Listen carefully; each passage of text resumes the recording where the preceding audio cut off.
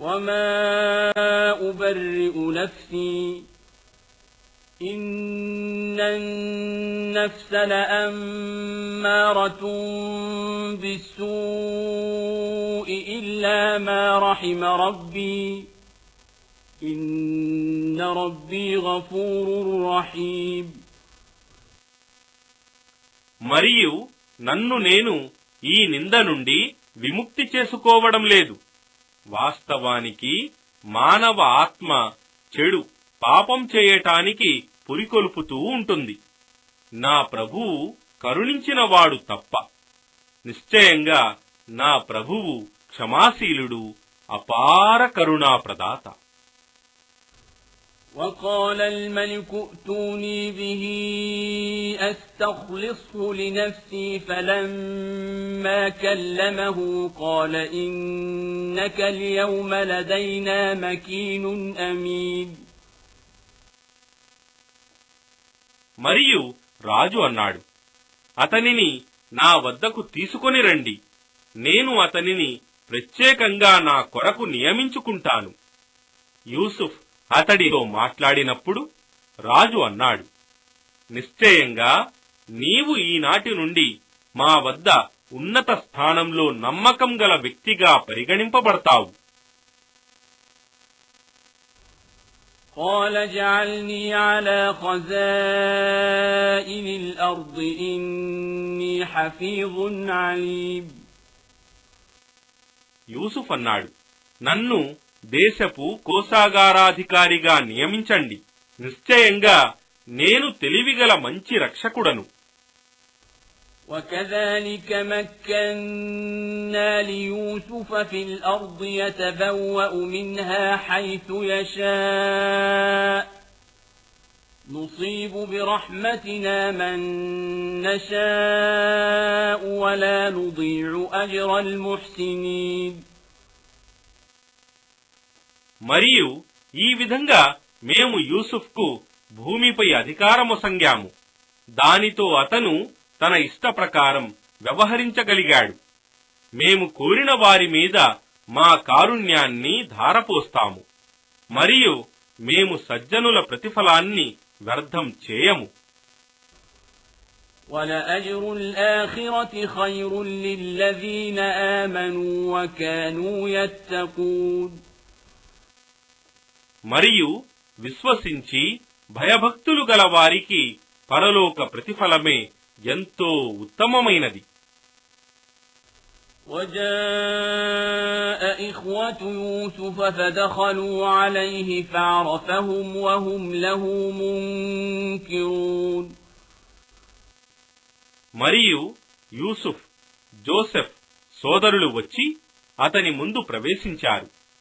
అతను వారిని గుర్తించాడు, కాని వారు అతనిని గుర్తించలేకపోయారు.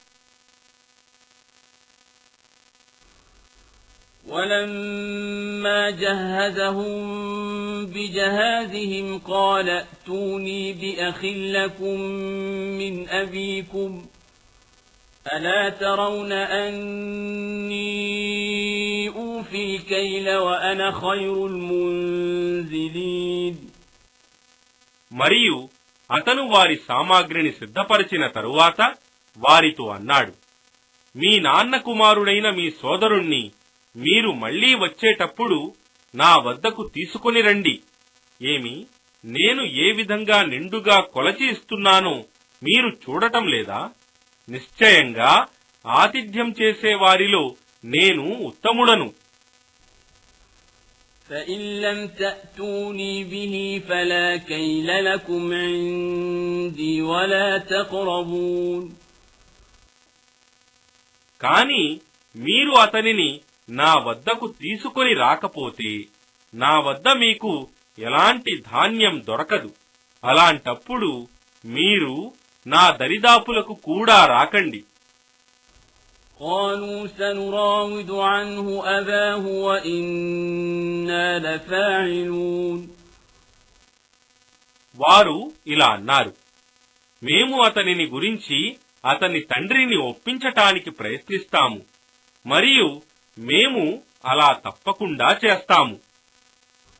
وقال لفتيانه جعلوا بضاعتهم في رحالهم لعلهم يعرفونها إذا انقلبوا إلى أهلهم لعلهم يرجعون. మరియు యూసుఫ్ తన సేవకులతో వారు ధాన్యాన్ని కొనటానికి తెచ్చిన సామాగ్రిని తిరిగి వారి సంచులలో పెట్టండి. వారు తిరిగి తమ కుటుంబం వారి వద్దకు పోయిన తరువాత అది తెలుసుకొని బహుశా తిరిగి రావచ్చు అని అన్నాడు. فلما رجعوا إلى أبيهم قالوا يا أبانا منع منا الكيل فأرسل معنا أخانا نكتل وإنا له لحافظون. వారు తమ తండ్రి దగ్గరకు తిరిగి వచ్చిన తరువాత అన్నారు, నాన్న, ఇక ముందు మనకు ధాన్యం ఇవ్వడానికి తిరస్కరించారు. కావున ధాన్యం తేవాలంటే నీవు మా తమ్ముణ్ణి బెన్యామీన్ను మాతో బాటు పంపు, మరియు నిశ్చయంగా మేము అతనిని కాపాడుతాము. قال هل آمنكم عليه إلا كما أمنتكم على أخيه من قبل فالله خير حافظا وهو أرحم الراحمين. యాకూబ్ అన్నాడు, ఏమి, నేను మిమ్మల్ని అతని విషయంలో ఇదివరకు అతని సోదరుని విషయంలో నమ్మినట్లు నమ్మాలా? వాస్తవానికి అల్లాహయే ఉత్తమ రక్షకుడు.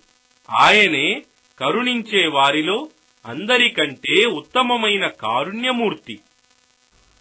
ولما فتحوا متاعهم وجدوا بضاعتهم ردت إليهم قالوا يا أبانا ما نبغي هذه بضاعتنا ردت إلينا ونمير أهلنا ونحفظ أخانا ونزداد كيل بعير ذلك كيل يسير.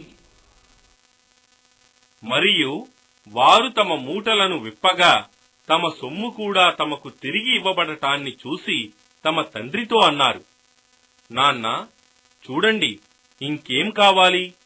మన సొమ్ము కూడా మనకు తిరిగి ఇవ్వబడింది, మరియు మేము మన ఇంటి వారి కొరకు మరింత ఎక్కువ ధాన్యం తేగలము. మేము మా తమ్ముణ్ణి కాపాడుకుంటాం. ఇంకా ఒక ఒంటె మోసే బరువు ధాన్యం కూడా ఎక్కువగా తీసుకుని రాగలము. ఇక అంత ధాన్యం కూడా అదనంగా సులభంగా లభిస్తుంది కదా. قال لن أرسله معكم حتى تؤتون موثقا من الله لتأتونني به إلا أن يحاط بكم فلما آتوه موثقهم قال الله على ما نقول وكيل. యాకూబ్ అన్నాడు, మీరు ముట్టడికి గురి అయితే తప్ప అతనిని నా వద్దకు తప్పక తీసుకురాగలమని అల్లహ పేరుతో నా ముందు ప్రమాణం చేస్తేనే గాని నేను అతనిని మీ వెంట పంపను. వారు ప్రమాణం చేసిన తరువాత అతను అన్నాడు, మన ఈ మాటలకు అల్లహయే సాక్షి. وقال يا بني لا تدخلوا من باب واحد وادخلوا من أبواب متفرقة وما أغني عنكم من الله من شيء إن الحكم إلا لله عليه توكلت وعليه فليتوكل المتوكلون. ఇంకా ఇలా అన్నాడు, ఓ నా కుమారులారా, మీరందరూ ఒకే ద్వారం గుండా ప్రవేశించకండి. మీరు వేర్వేరు ద్వారాల గుండా ప్రవేశించండి. నేను మిమ్మల్ని అల్లాహ్ సంకల్పం నుండి ఏ విధంగానూ తప్పించలేను. అంతిమ తీర్పు కేవలం అల్లాహకే చెందుతుంది. నేను ఆయనను మాత్రమే నమ్ముకున్నాను, మరియు ఆయనను నమ్ముకున్న వారు కేవలం ఆయన పైననే ఆధారపడి ఉంటారు. ولما دخلوا من حيث أمرهم أبوهم ما كان يغني عنهم من الله من شيء إلا حاجة في نفس يعقوب قضاها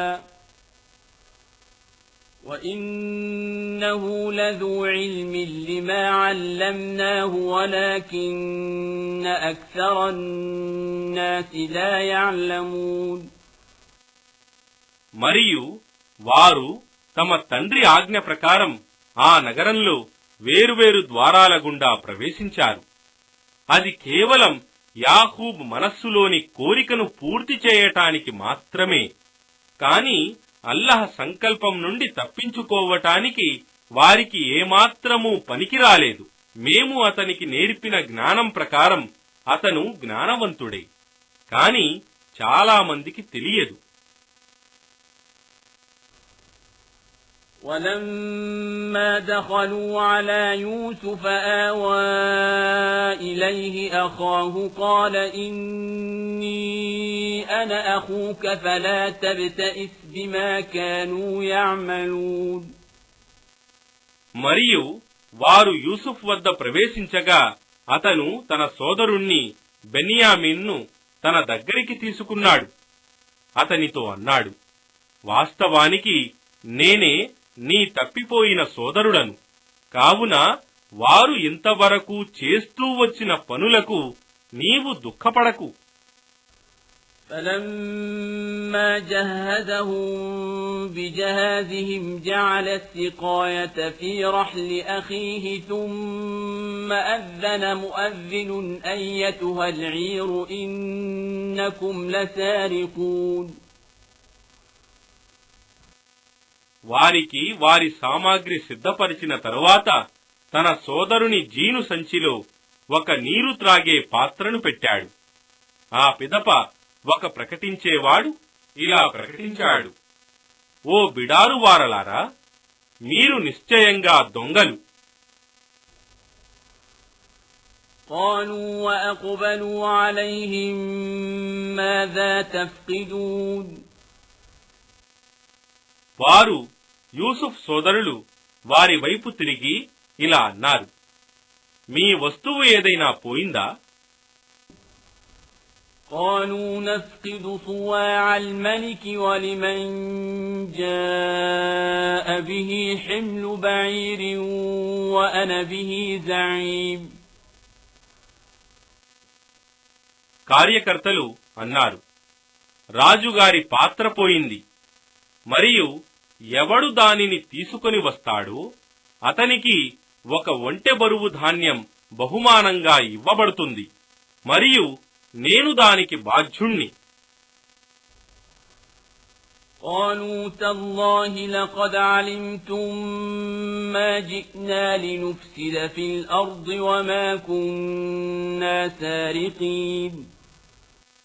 యూసుఫ్ సోదరులు అన్నారు, అల్లాహ్ సాక్షి, మీకు బాగా తెలుసు, మేము మీ దేశంలో సంక్షోభం రేకెత్తించటానికి రాలేదు, మరియు మేము దొంగలము కాము.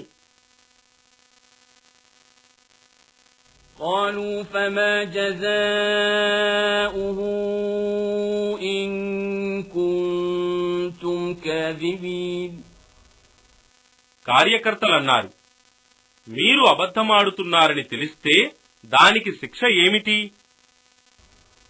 قالوا جزاؤه من وجد في رحله فهو جزاؤه كذلك نجزي الظالمين. వారు యూసుఫ్ సోదరులు జవాబిచ్చారు, ఎవడి సంచిలో ఆ పాత్ర దొరుకుతుందో అతడు దానికి పరిహారంగా బానిసగా ఉండాలి. మేము ఇదే విధంగా దుర్మార్గులను శిక్షిస్తాము. فبدأ بأوعيتهم قبل وعاء أخيه ثم استخرجها من وعاء أخيه كذلك كدنا ليوسف ما كان ليأخذ أخاه في دين الملك إلا أن يشاء الله نرفع درجات من نشاء وفوق كل ذي علم عليم. అప్పుడతడు తన సోదరుని మూట వెదికే ముందు వారి సవతి సోదరుల మూటలను వెతకటం ప్రారంభించాడు. చివరకు తన సోదరుని మూట నుండి దానిని పాత్రను బయటికి తీశాడు. ఈ విధంగా మేము యూసుఫ్ కొరకు యుక్తి చూపాము. ఈ విధంగా అల్లాహ్ ఇచ్ఛయే లేకుంటే అతను తన సోదరుణ్ణి రాజధర్మం ప్రకారం ఉంచుకోలేకపోయేవాడు. మేము కోరిన వారి స్థానాలను పెంచుతాము. మరియు జ్ఞానులందరినీ మించిన జ్ఞాని ఒకడు అల్లాహ్ ఉన్నాడు. قالوا إن يسرق فقد سرق أخ له من قبل فأسرها يوسف في نفسه ولم يبدها لهم قال أنتم شر مكانا والله أعلم بما تصفون. అతని సోదరులన్నారు, ఇతడు దొంగతనం చేసినా ఆశ్చర్యం లేదు. వాస్తవానికి ఇతని సోదరుడు కూడా ఇంతకు ముందు దొంగతనం చేశాడు. ఇది విని యూసుఫ్ కోపాన్ని తన హృదయంలోనే దాచుకున్నాడు మరియు దానిని వారిపై వ్యక్తపరచలేదు. తన మనస్సులో అనుకున్నాడు, మీరు చాలా నీచమైన వారు మరియు మీరు పలికేది అల్లాహ్కు బాగా తెలుసు.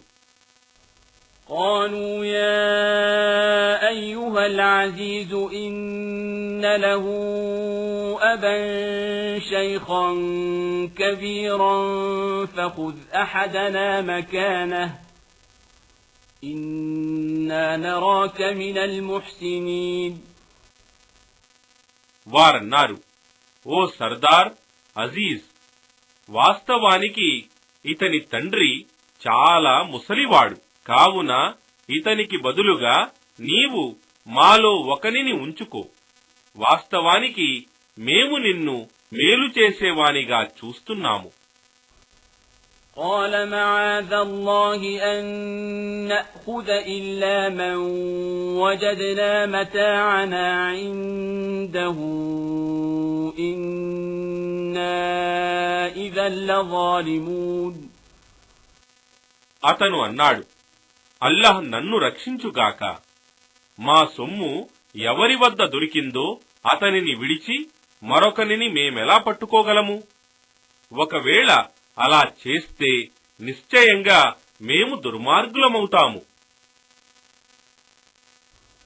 فلما استيئسوا منه خلصوا نجيا قال كبيرهم ألم تعلموا أن أباكم قد أخذ عليكم موثقا من الله ومن قبل ما فرطتم في يوسف فلن أبرح الأرض حتى يأذن لي أبي أو يحكم الله لي وهو خير الحاكمين. తరువాత వారు అతని పట్ల నిరాశులై ఆలోచించటానికి ఏకాంతంలో చేరారు. వారిలో పెద్దవాడు అన్నాడు, ఏమి, మీ తండ్రి వాస్తవానికి మీతో అల్లాహపై ప్రమాణం తీసుకున్న విషయం మీకు గుర్తులేదా?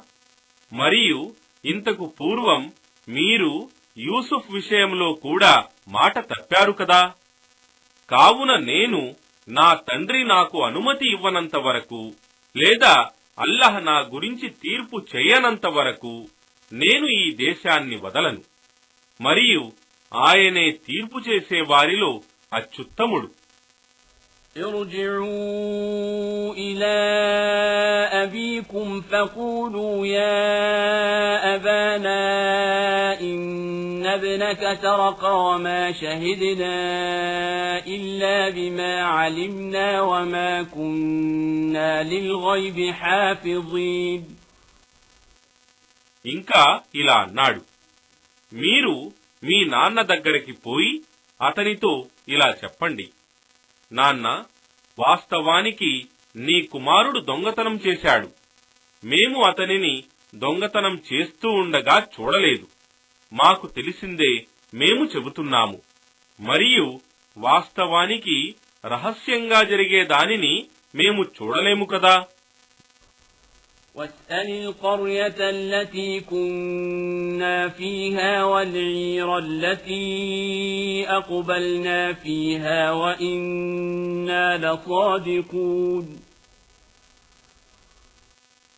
మరియు మేము ఉన్న నగరవాసులను మరియు మేము కలిసి తిరిగి వచ్చిన బిడారు వారిని కూడా అడగండి. మరియు మేము నిశ్చయంగా సత్యం పలుకుతున్నాము. قال بل سولت لكم أنفسكم أمرا فصبر جميل عسى الله أن يأتيني بهم جميعا إنه هو العليم الحكيم. యాకూబ్ అన్నాడు, కాని మీ దుష్ట మనస్సులు మీ చేత మరొక ఘోర కార్యాన్ని తేలికగా చేయించాయి. ఇక నా కొరకు సహనమే మేలైనది.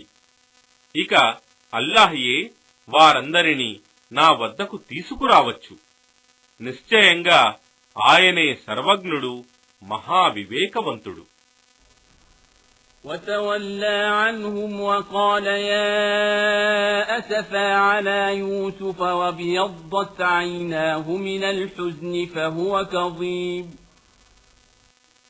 మరియు అతను వారి నుండి ముఖం త్రిప్పుకొని అన్నాడు, అయ్యో యూసుఫ్, అతని కన్నులు దుఃఖం వలన తెల్లబడ్డాయి, చూపు పోయింది.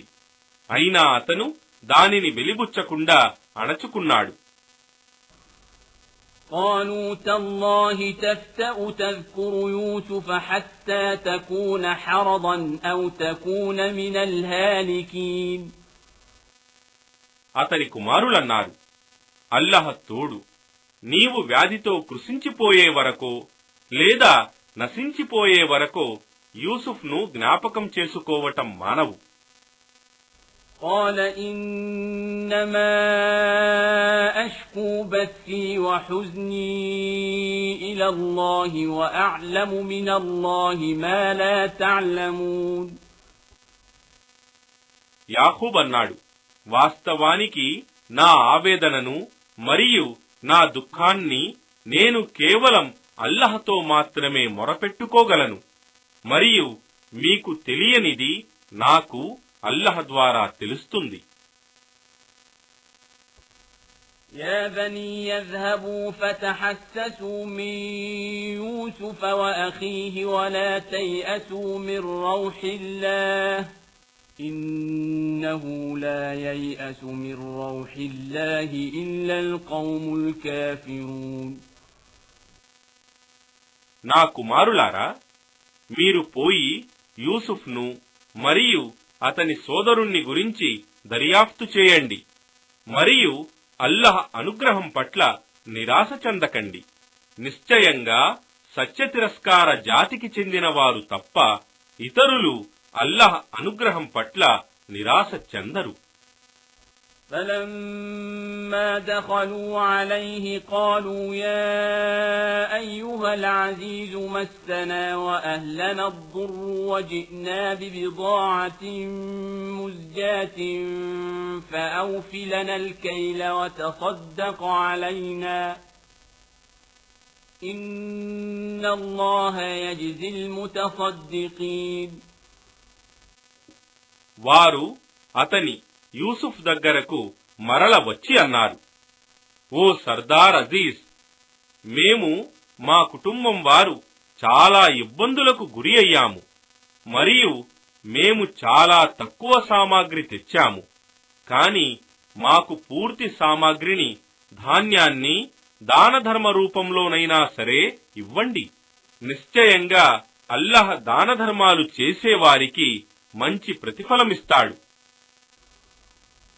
قال هل علمتم ما فعلتم بيوسف وأخيه إذ أنتم جاهلون. యూసుఫ్ అడిగాడు, అజ్ఞానంలో పడి మీరు యూసుఫ్ మరియు అతని సోదరునితో ఎలా వ్యవహరించారో మీకు గుర్తుందా? قالوا أئنك لأنت يوسف قال أنا يوسف وهذا أخي قد من الله علينا إنه من يتق ويصبر فإن الله لا يضيع أجر المحسنين. వారన్నారు, ఏమిటి, వాస్తవానికి నీవే యూసుఫ్వా? అతను జవాబిచ్చాడు, నేనే యూసుఫ్ను, మరియు ఇతడు బెన్యామీన్ నా సోదరుడు. నిశ్చయంగా అల్లాహ్ మమ్మల్ని అనుగ్రహించాడు. నిశ్చయంగా ఎవరైతే దైవభీతి కలిగి ఉండి సహనంతో ఉంటారో అలాంటి సజ్జనుల ప్రతిఫలాన్ని అల్లాహ్ ఎన్నడూ వృధా చేయడు. قالوا تالله لقد آثرك الله علينا وإن كنا لخاطئين. వారన్నారు, అల్లాహ్ తోడు, వాస్తవంగా అల్లాహ్ నీకు మాపై ఔన్నత్యాన్ని ప్రసాదించాడు, మరియు నిశ్చయంగా మేము అపరాధులము. قال لا تثريب عليكم اليوم يغفر الله لكم وهو أرحم الراحمين. యూసుఫ్ అన్నాడు, ఈరోజు మీపై ఎలాంటి నిందలేదు, అల్లాహ్ మిమ్మల్ని క్షమించుగాక. ఆయన కరుణించే వారిలో అందరికంటే ఉత్తమమైన కారుణ్యమూర్తి. اذهبوا بقميصي هذا فألقوه على وجه أبي يأت بصيرا وأتوني بأهلكم أجمعين. మీరు నా ఈ చొక్కా తీసుకుని పోయి దానిని నా తండ్రి ముఖం మీద వేయండి, అతనికి దృష్టి వస్తుంది, మరియు మీరు మీ కుటుంబం వారినందరినీ నా వద్దకు తీసుకుని రండి. ولما فصلت العير قال أبوهم إني لأجد ريح يوسف لولا أن تفندون. ఆ బిడారం ఈజిప్టు నుండి బయలుదేరగానే వారి తండ్రి అన్నాడు, మీరు నన్ను బుద్ధి నశించిన ముసలివాడు అన్నా, నిశ్చయంగా నాకు యూసుఫ్ సువాసన వస్తోంది. قالوا تالله إنك لفي ضلالك القديم. అతడి దగ్గర ఉన్నవారు అన్నారు, అల్లాహ్ తోడు, నిశ్చయంగా నీవు నీ పూర్వపు పొరపాటులోనే పడి ఉన్నావు. فلما أن جاء البشير ألقاه على وجهه فارتد بصيرا قال ألم أقل لكم إني أعلم من الله ما لا تعلمون. ఆ తరువాత శుభవార్త తెలిపేవాడు వచ్చి యూసుఫ్ చొక్కాను అతని ముఖం మీద వేయగానే అతని దృష్టి తిరిగి వచ్చేసింది. అప్పుడు అతనన్నాడు, ఏమి, నేను మీతో అనలేదా, మీకు తెలియనిది నాకు అల్లాహ్ ద్వారా తెలుస్తుందని? قالوا يا أبانا استغفر لنا ذنوبنا إنا كنا خاطئين. వారన్నారు, ఓ మా నాన్న, మా పాపాల క్షమాపణకై అల్లాహ్ను ప్రార్థించు, నిశ్చయంగా మేము అపరాధులము. قال سوف أستغفر لكم ربي إنه هو الغفور الرحيم. అతను అన్నాడు, మిమ్మల్ని క్షమించమని నేను నా ప్రభువును ప్రార్థించగలను. నిశ్చయంగా ఆయన క్షమాశీలుడు, అపార కరుణా ప్రదాత. فلما دخلوا على يوسف آوى إليه أبويه وقال ادخلوا مصر إن شاء الله آمنين. తరువాత వారందరూ యూసుఫ్ వద్దకు వెళ్లినప్పుడు అతను తన తల్లిదండ్రులకు స్థానమిచ్చి అన్నాడు, ఈజిప్టులో ప్రవేశించండి. అల్లాహ్ కోరితే మీకు సుఖశాంతులు దొరుకుతాయి. ورفع أبويه على العرش وخروا له سجدا وقال يا أبت هذا تأويل رؤياي من قبل قد جعلها ربي حقا وقد أحسن بي إذ أخرجني من السجن وجاء بكم من البدو من بعد أن نزغ الشيطان بيني وبين إخوتي إن ربي لطيف لما يشاء إنه هو العليم الحكيم. మరియు అతను తన తల్లిదండ్రులను సింహాసనం మీద కూర్చోబెట్టుకున్నాడు. మరియు వారందరూ అతని ముందు సాష్టాంగపడ్డారు.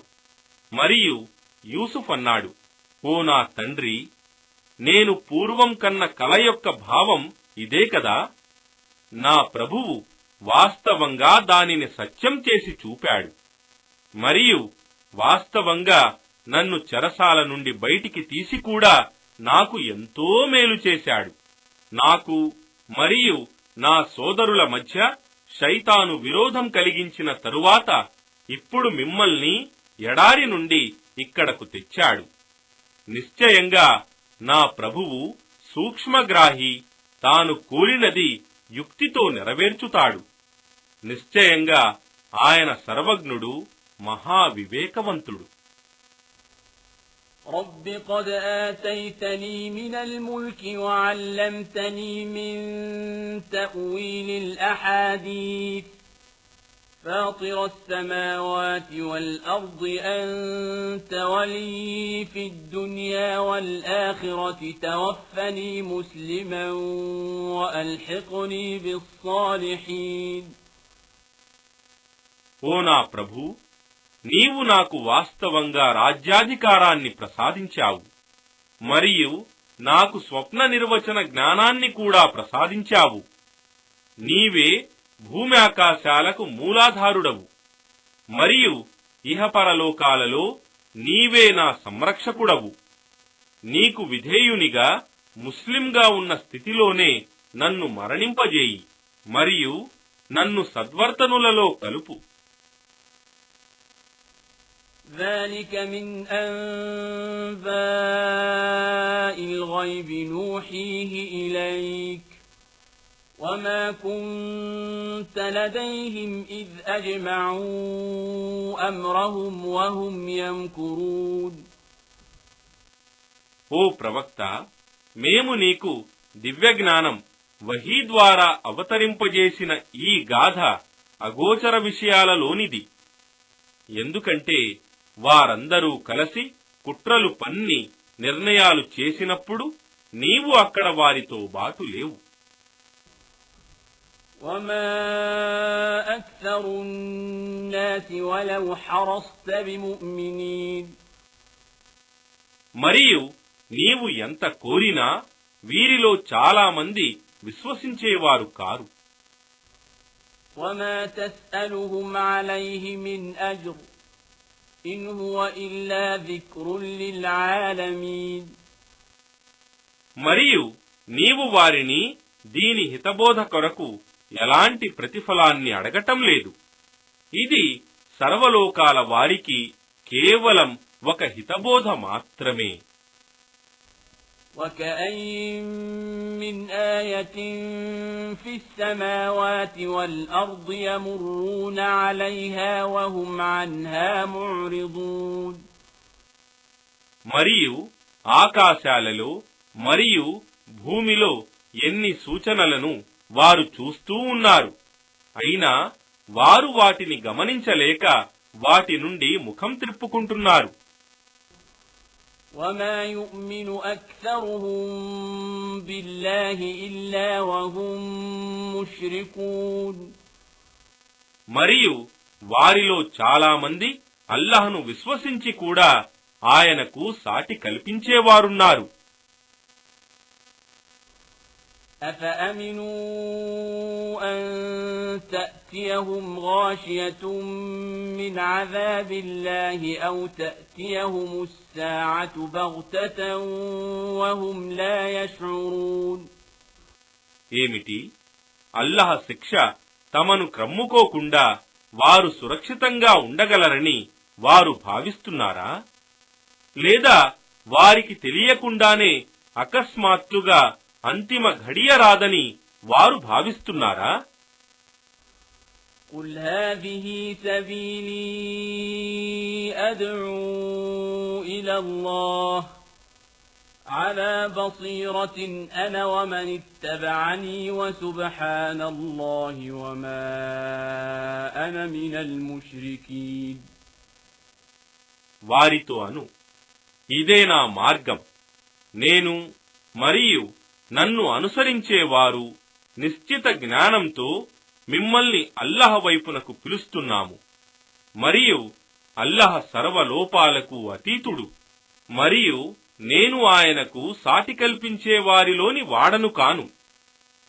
وما أرسلنا من قبلك إلا رجالا نوحي إليهم من أهل القرى أفلم يسيروا في الأرض فينظروا كيف كان عاقبة الذين من قبلهم ولدار الآخرة خير للذين اتقوا أفلا تعقلون. మరియు మేము నీకంటే పూర్వం దివ్యజ్ఞానం వహీ ఇచ్చి పంపిన వారందరూ పురుషులే, వారు నగరవాసులలోని వారే. ఏమి, వీరు భూమిలో సంచారం చేయలేదా? తమ పూర్వీకుల గతి ఏమైందో చూడటానికి? దైవభీతి గల వారికి పరలోకవాసమే ఎంతో మేలైనది. ఏమి, మీరిది అర్థం చేసుకోలేరా? حتى إذا استيأس الرسل وظنوا أنهم قد كذبوا جاءهم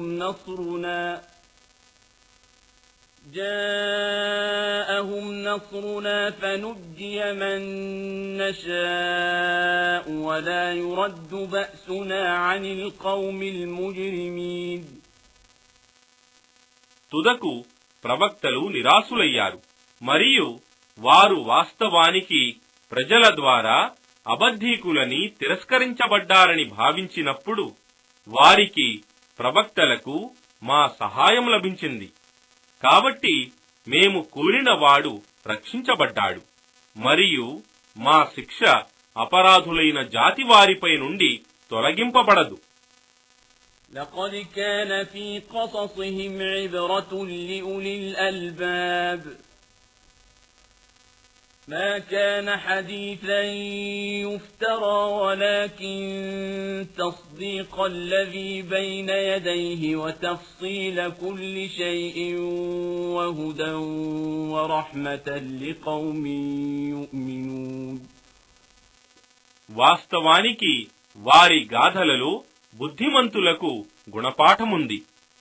ఇది ఈ ఖురాన్ కల్పిత గాథ కాదు, కాని ఇది ఇంతవరకు వచ్చిన గ్రంథాలలో మిగిలి ఉన్న సత్యాన్ని ధృవీకరిస్తుంది మరియు ప్రతి విషయాన్ని వివరిస్తుంది. మరియు ఇది విశ్వసించే వారికి మార్గదర్శిని మరియు కారుణ్యం కూడాను. బిస్మిల్లాహిర్ రహ్మానిర్ రహీమ్. అనంత కరుణామయుడు అపార కరుణా ప్రదాత అయిన అల్లాహ్ పేరుతో. అలిఫ్ లామ్ మీమ్ రా. తిల్క ఆయాతుల్ కితాబ్ والذي أنزل إليك من ربك الحق ولكن أكثر الناس لا يؤمنون. ألف لام ميم را.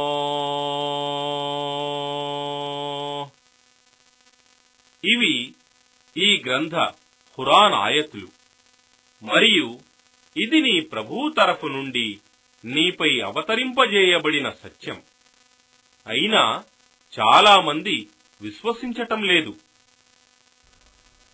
الله الذي رفع السماوات بغير عمد ترونها ثم استوى على العرش وسخر الشمس والقمر كل يجري لأجل مسمى يدبر الأمر يفصل الآيات لعلكم بلقاء ربكم توقنون.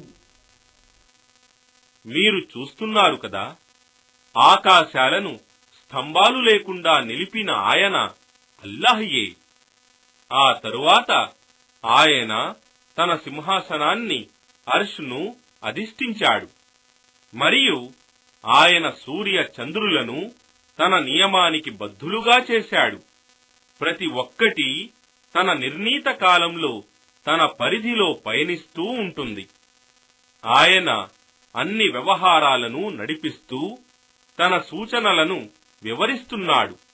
బహుశా ఈ విధంగానైనా మీరు మీ ప్రభువును కలుసుకోవలసి ఉందనే విషయాన్ని నమ్ముతారేమోనని.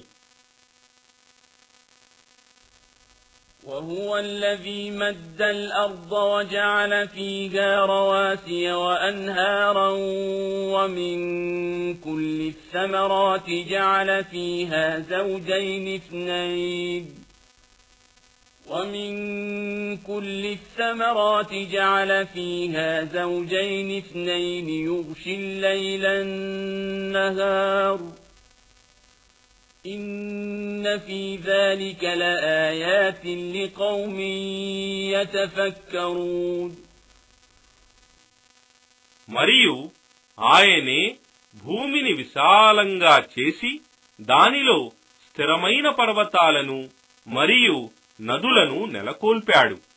అందులో ప్రతి రకమైన ఫలాన్ని రెండేసి ఆడ మగ జతలుగా చేశాడు. ఆయనే రాత్రిని పగటి మీద కప్పుతాడు. నిశ్చయంగా వీటన్నిటిలో ఆలోచించే వారి కొరకు సూచనలు ఉన్నాయి.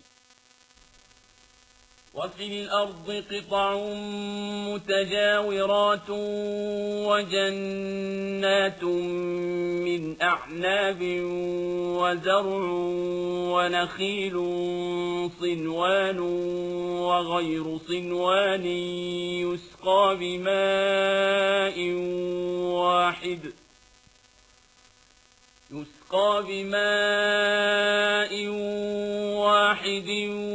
ونفضل بعضها على بعض في الأكل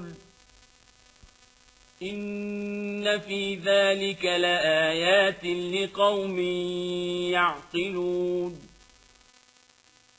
మరియు భూమిలో వేర్వేరు రకాల నేలలు ఒకదానికొకటి ప్రక్కప్రక్కన ఉన్నాయి. మరియు ద్రాక్ష తోటలు, పంట పొలాలు మరియు ఖర్జూరపు చెట్లు కొన్ని ఒక్కొక్కటిగాను మరికొన్ని గుచ్చలు గుచ్చలు జతలుగాను ఉన్నాయి. వాటన్నిటికీ ఒకే నీరు పారుతుంది. కాని తినటానికి వాటి రుచులు ఒకటి మరొకదానికంటే ఉత్తమమైనదిగా ఉన్నట్లు చేశాము. నిశ్చయంగా వీటన్నిటిలో అర్థం చేసుకోగల వారి కొరకు ఎన్నో సూచనలు ఉన్నాయి. وَإِن تَعْجَبْ فَعَجَبٌ قَوْلُهُمْ أَإِذَا كُنَّا تُرَابًا أَإِنَّا لَفِي خَلْقٍ جَدِيدٍ أُولَئِكَ الَّذِينَ كَفَرُوا بِرَبِّهِمْ وَأُولَئِكَ الْأَغْلَالُ فِي أَعْنَاقِهِمْ وَأُولَئِكَ أَصْحَابُ النَّارِ هُمْ فِيهَا خَالِدُونَ. ఇది నీకు ఆశ్చర్యకరంగా ఉంటే వారి ఈ మాట అంతకంటే ఆశ్చర్యకరమైనది. ఏమి, మేము మట్టిగా మారిపోయిన తరువాత కూడా వాస్తవంగా మరల క్రొత్తగా సృష్టించబడతామా? అలాంటి వారే తమ ప్రభువును తిరస్కరించినవారు. అలాంటి వారి మెడలలో సంకెళ్లు వేయబడి ఉంటాయి. మరియు అలాంటి వారే నరకవాసులు. అక్కడ వారు శాశ్వతంగా ఉంటారు. وَيَسْتَعْجِلُونَكَ بِالسَّيِّئَةِ قَبْلَ الْحَسَنَةِ وَقَدْ خَلَتْ مِن قَبْلِهِمُ الْمَثُلَاتُ وَإِنَّ رَبَّكَ لَذُو مَغْفِرَةٍ لِّلنَّاسِ عَلَى ظُلْمِهِمْ وَإِنَّ رَبَّكَ لَشَدِيدُ الْعِقَابِ. మరియు వారు మేలుకు ముందు కీడును తెమ్మని నిన్ను తొందర పెడుతున్నారు. మరియు వారికి పూర్వం అనేక ఉదాహరణలు గడిచాయి. మరియు వారు దుర్మార్గం చేసినప్పటికీ నిశ్చయంగా నీ ప్రభువు ప్రజల ఎడల క్షమాశీలుడు. మరియు నిశ్చయంగా నీ ప్రభువు శిక్షించటంలో కూడా చాలా కఠినుడు.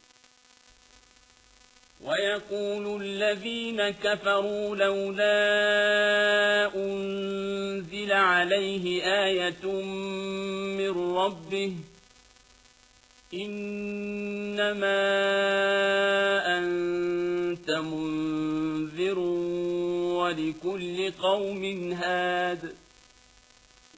మరియు సత్యతిరస్కారులు అంటున్నారు, అతనిపై అతని ప్రభువు తరఫు నుండి ఏదైనా ఒక అద్భుత సంకేతం ఎందుకు అవతరింపజేయబడలేదు? వాస్తవానికి నీవు కేవలం హెచ్చరిక చేసేవాడవు మాత్రమే. మరియు ప్రతి జాతికి ఒక మార్గదర్శకుడు వచ్చి ఉన్నాడు. الله يعلم ما تحمل كل أنثى وما تغيض الأرحام وما تزداد وكل شيء عنده بمقدار. అల్లాహ్కు ప్రతి స్త్రీ తన గర్భంలో దాల్చేది మరియు గర్భకాలపు హెచ్చుతగ్గులు కూడా బాగా తెలుసు. ప్రతిదానికి ఆయన దగ్గర ఒక పరిమాణం నిర్ణయింపబడి ఉంది. عالم الغيب والشهادة الكبير المتعال. ఆయన అగోచర మరియు గోచర విషయాలన్నింటినీ ఎరిగినవాడు, మహనీయుడు, సర్వోన్నతుడు. سواء منكم من أسر القول ومن جهر به ومن هو مستخف بالليل وسارب بالنهار. మీలో ఒకడు తన మాటను రహస్యంగా చెప్పినా లేక దానిని బహిరంగంగా చెప్పినా, మరియు ఒకడు రాత్రి చీకటిలో దాగి ఉన్నా లేక పగటి వెలుగులో తిరుగుతూ ఉన్నా, అల్లాహ్ దృష్టిలో అంతా సమానమే, ఒకటే. له معقبات من بين يديه ومن خلفه يحفظونه من أمر الله إن الله لا يغير ما بقوم حتى حتى يغيروا ما بأنفسهم وإذا أراد الله بقوم سوءا فلا مرد له وما لهم من دونه من واد. ప్రతివాని ముందు వెనుక ఆయన నియమించిన ఒకరి వెంట ఒకరు వచ్చే కావలివారు దైవదూతలు ఉన్నారు. వారు అల్లాహ్ ఆజ్ఞానుసారం అతనిని మనిషిని కాపాడుతూ ఉంటారు. నిశ్చయంగా ఒక జాతి వారు తమ స్థితిని తాము మార్చుకోనంత వరకు అల్లాహ్ వారి స్థితిని మార్చడు. అల్లాహ్ ఒక జాతి వారికి కీడు చేయదలిస్తే దానిని ఎవ్వరూ తొలగించలేరు. మరియు వారికి ఆయన తప్ప మరొక స్నేహితుడు ఆదుకునేవాడు లేడు. هو الذي يريكم البرق خوفا وطمعا وينشئ السحاب الثقال. ఆయనే మీకు భయం మరియు ఆశ కలిగించే మెరుపులను చూపుతున్నాడు. మరియు ఆయనే నీళ్లతో బరువెక్కిన మేఘాలను పుట్టిస్తున్నాడు. ويسبح الرعد بحمده والملائكة من خيفته ويرسل الصواعق فيصيب بها من يشاء وهم يجادلون في الله وهو شديد المحال. మరియు ఉరుము ఆయన పవిత్రతను కొనియాడుతుంది, ఆయన స్తోత్రం చేస్తుంది. మరియు దైవదూతలు కూడా ఆయన భయంతో ఆయన స్తోత్రం చేస్తూ ఉంటారు. మరియు ఆయన ఫెళఫెళమనే ఉరుములను పంపి వాటి ద్వారా తాను కోరిన వారిని శిక్షిస్తాడు. అయినా వీరు సత్యతిరస్కారులు అల్లహను గురించి వాదులాడుతున్నారు. మరియు ఆయన అద్భుత యుక్తిపరుడు. లహు దఅవతుల్ హక్ والذين يدعون من دونه لا يستجيبون لهم بشيء إلا كباسط كفيه إلى الماء ليبلغ فاه وما هو ببالغه وما دعاء الكافرين إلا في ضلال. ఆయనను ప్రార్థించటమే విద్యుక్త ధర్మం. ఆయనను వదలి వారు ప్రార్థించేవి ఇతర శక్తులు వారికి ఏ విధమైన సమాధానమివ్వలేవు. అది వాటిని వేడుకోవడం. ఒకడు తన రెండు చేతులు నీటి వైపుకు చాచి అది నీరు నోటిదాకా రావాలని ఆశించటమే. కాని అది అతని నోటి వరకు చేరదు కదా. అలాగే సత్యతిరస్కారుల ప్రార్థనలన్నీ వ్యర్థమైపోతాయి. وَلِلَّهِ يَسْجُدُ مَن فِي السَّمَاوَاتِ وَالْأَرْضِ طَوْعًا وَكَرْهًا وَظِلَالُهُم بِالْغُدُوِّ وَالْآصَالِ.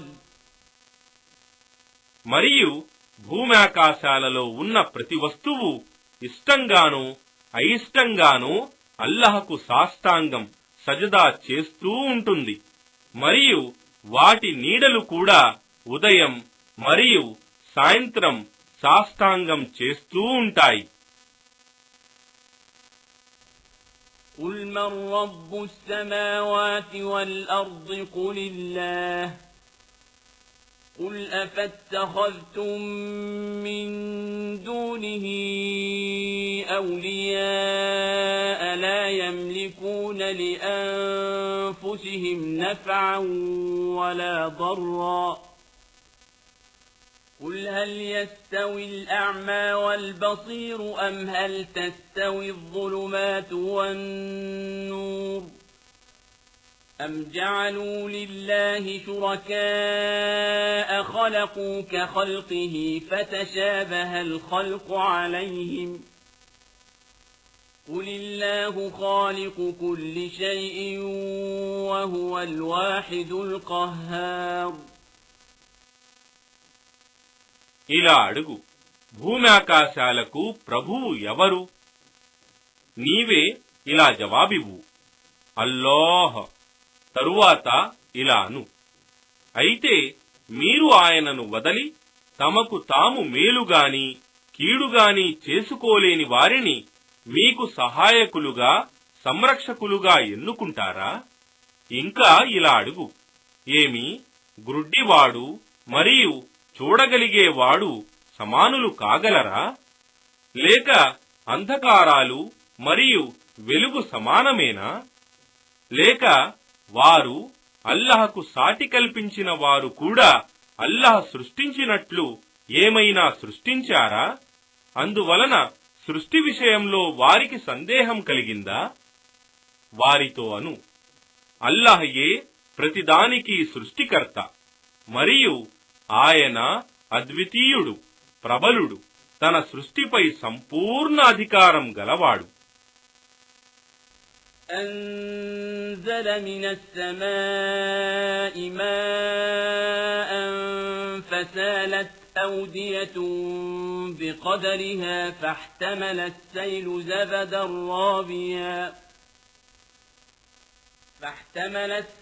زبدا رابيا ومما يوقدون عليه في النار ابتغاء حلية أو متاع زبد مثله كذلك يضرب الله الحق والباطل فأما الزبد فيذهب جفاء وأما ما ينفع الناس فيمكث في الأرض كذلك يضرب الله الأمثال. ఆయన అల్లాహ్ ఆకాశం నుండి నీరు కురిపించగా ఎండిపోయిన సెలయేళ్లు తమ తమ పరిమాణాలకు సరిపడేలా ప్రవహింపసాగుతాయి. అప్పుడు వరద ఉపరితలం మీద నురుగులు ఉబ్బి వస్తాయి మరియు అగ్నిని రగిలించి నగలు పాత్రలు చేసేటప్పుడు కూడా కరిగించే లోహాల మీద కూడా అదే విధంగా నురుగులు వస్తాయి. ఈ విధంగా అల్లాహ్ సత్యమేదో అసత్యమేదో పోల్చి వివరిస్తున్నాడు. ఎందుకంటే నురుగంతా ఎగిరిపోతుంది, కాని మానవులకు లాభదాయకమైనది భూమిలో మిగులుతుంది. ఈ విధంగా అల్లాహ్ ఉదాహరణలను వివరిస్తున్నాడు.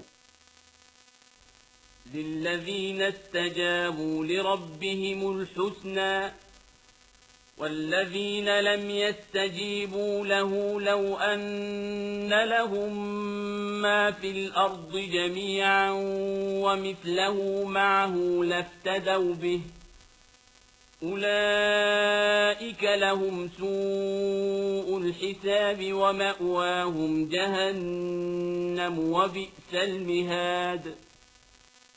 తమ ప్రభువు సందేశాన్ని స్వీకరించిన వారికి మంచి ప్రతిఫలముంటుంది మరియు ఆయన సందేశాన్ని స్వీకరించని వారి దగ్గర భూమిలో ఉన్నదంతా మరియు దానితో పాటు దానికి సమానంగా ఉన్నా వారు అదంతా పరిహారంగా ఇవ్వదలుచుకున్నా అది స్వీకరించబడదు. అలాంటి వారి లెక్క దారుణంగా ఉంటుంది మరియు వారి ఆశ్రయం నరకమే మరియు అది ఎంతో దుర్భరమైన విరామస్థలము. أفمن يعلم أنما أنزل إليك من ربك الحق كمن هو أعمى إنما يتذكر أولو الألباب. ఏమి నీ ప్రభువు నుండి నీపై అవతరింపజేయబడినది ఈ సందేశం సత్యమని తెలుసుకున్నవాడు గ్రుడ్డివానితో సమానుడా? నిశ్చయంగా బుద్ధిమంతులే ఇది గ్రహించగలరు. الذين يوفون بعهد الله ولا ينقضون الميثاق. వారే ఎవరైతే అల్లాహ్తో చేసిన వాగ్దానం పూర్తి చేస్తారో మరియు తమ వాగ్దానాన్ని భంగపరచరు. والذين يصلون ما أمر الله به أن يوصل ويخشون ربهم ويخافون سوء الحساب.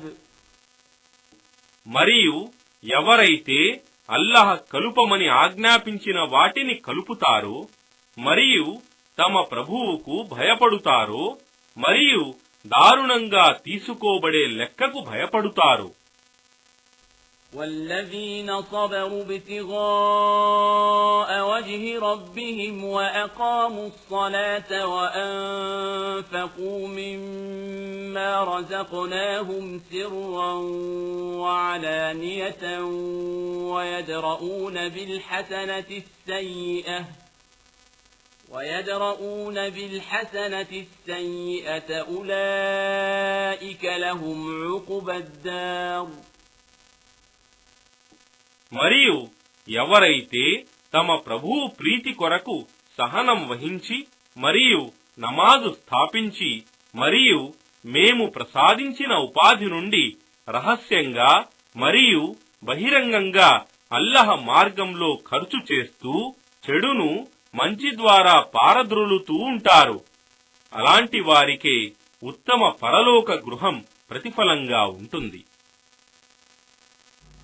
جنات عدن يدخلونها ومن صلح من آبائهم وأزواجهم وذرياتهم والملائكة يدخلون عليهم من كل باب. శాశ్వతంగా ఉండే ఉద్యానవనాలలో వారు మరియు వారితో పాటు సద్వర్తనులైన వారి తండ్రి తాతలు, వారి సహవాసులు, అజ్వాజ్ మరియు వారి సంతానం కూడా ప్రవేశిస్తారు. మరియు ప్రతి ద్వారం నుండి దేవదూతలు వారి స్వాగతం కొరకు వస్తారు. సలామున్ అలైకుం బిమా సబర్తుం ఫని'మ ఉక్బద్దార్. దేవదూతలంటారు, మీ సహనానికి ఫలితంగా ఇప్పుడు మీకు శాంతి కలుగుగాక, సలాం. ఇక ఈ అంతిమ పరలోక గృహం ఎంతో సౌఖ్యదాయకమైనది. والذين ينقضون عهد الله من بعد ميثاقه ويقطعون ما أمر الله به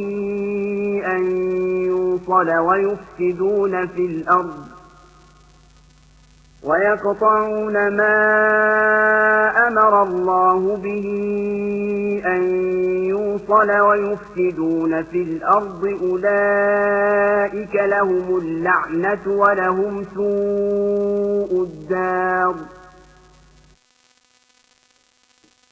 మరియు అల్లహతో ఒడంబడిక చేసుకున్న తరువాత తమ వాగ్దానాన్ని భంగం చేసేవారు మరియు అల్లహ కలపండి అని ఆదేశించిన వాటిని త్రెంచేవారు మరియు భూమిలో కల్లోలం రేకెత్తించేవారు, ఇలాంటి వారందరికీ ఆయన శాపం, బహిష్కారం ఉంటుంది మరియు వారికి పరలోకంలో బహు చెడ్డ నివాసముంటుంది.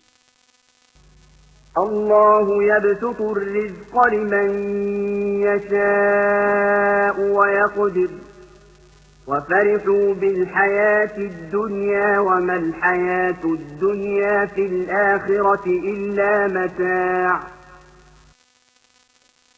అల్లహ తాను కోరిన వారికి జీవనోపాధి పుష్కలంగా ప్రసాదిస్తాడు మరియు తాను కోరిన వారికి పరిమితం చేస్తాడు మరియు వారు ఇహలోక జీవితంలో సంతోషంగా ఉన్నారు, కాని పరలోక జీవితం ముందు ఇహలోక జీవిత సుఖ సంతోషాలు తాత్కాలిక, తుచ్చమైనవి. ويقول الذين كفروا لولا أنزل عليه آية من ربه قل إن الله يضل من يشاء ويهدي إليه من أناب. మరియు సత్యతిరస్కారులు అతనిపై, ముహమ్మద్పై అతని ప్రభువు తరఫు నుండి ఏదైనా ఒక అద్భుత సంకేతం ఎందుకు అవతరింపజేయబడలేదు అని అంటున్నారు. వారితో అను, నిశ్చయంగా అల్లహ తాను కోరిన వారిని మార్గభ్రష్టులుగా వదులుతాడు మరియు పశ్చాత్తాపపడి ఆయన వైపునకు తిరిగే వారికి సన్మార్గం చూపుతాడు. الذين آمنوا وتطمئن قلوبهم بذكر الله ألا بذكر الله تطمئن القلوب. ఎవరైతే విశ్వసించారో వారి హృదయాలు అల్లహ ధ్యానం వలన తృప్తి పొందుతాయి.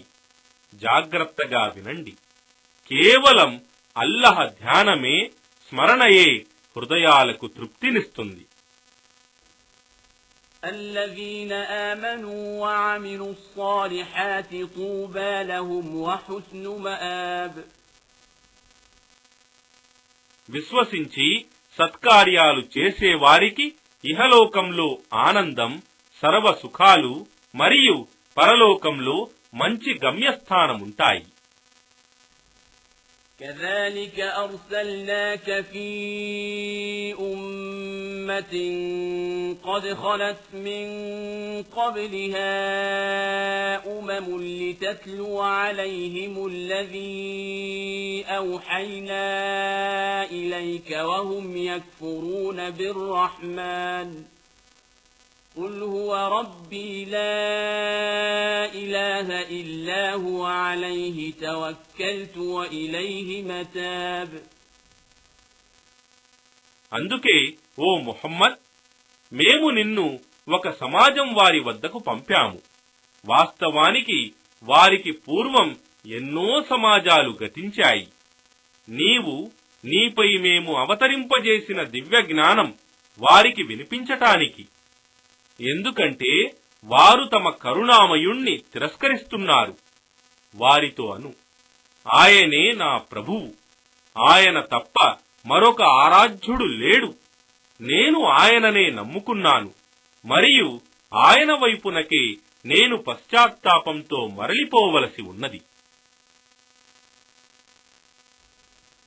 ولو أن قرآنا سيرت به الجبال أو قطعت به الأرض أو كلم به الموتى بل لله الأمر جميعا أفلم ييأس الذين آمنوا أن لو يشاء الله لهدى الناس جميعا ولا يزال الذين كفروا تصيبهم بما صنعوا قارعة أو تحل قريبا من دارهم حتى يأتي وعد الله إن الله لا يخلف الميعاد.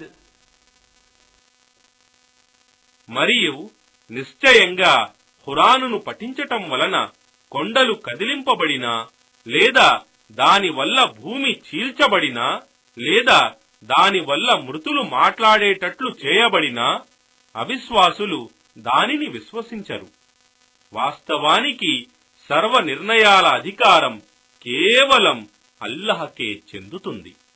ఏమి, ఒకవేళ అల్లహ కోరితే సర్వ మానవులకు సన్మార్గం చూపేవాడని తెలిసి కూడా విశ్వాసులు ఎందుకు ఆశ వదులుకుంటున్నారు? మరియు అల్లహ వాగ్దానం పూర్తి అయ్యే వరకు సత్యతిరస్కారంలో మునిగి ఉన్న వారిపై వారి కర్మల ఫలితంగా ఏదో ఒక ఆపద కలుగుతూనే ఉంటుంది, లేదా అది వారి ఇండ్ల సమీపంలో పడుతూ ఉంటుంది. నిశ్చయంగా అల్లహ తన వాగ్దానాన్ని భంగపరచడు. وَلَقَدِ اسْتُهْزِئَ بِرُسُلٍ مِّن قَبْلِكَ فَأَمْلَيْتُ لِلَّذِينَ كَفَرُوا ثُمَّ أَخَذْتُهُمْ فَكَيْفَ كَانَ عِقَابِ. మరియు ఓ ముహమ్మద్, వాస్తవానికి నీకు పూర్వం కూడా చాలా మంది ప్రవక్తలు పరిహసించబడ్డారు. కావున మొదట నేను సత్యతిరస్కారులకు వ్యవధినిచ్చాను, తరువాత వారిని పట్టుకున్నాను. చూశారా నా ప్రతీకారం, శిక్ష ఎలా ఉండిందో.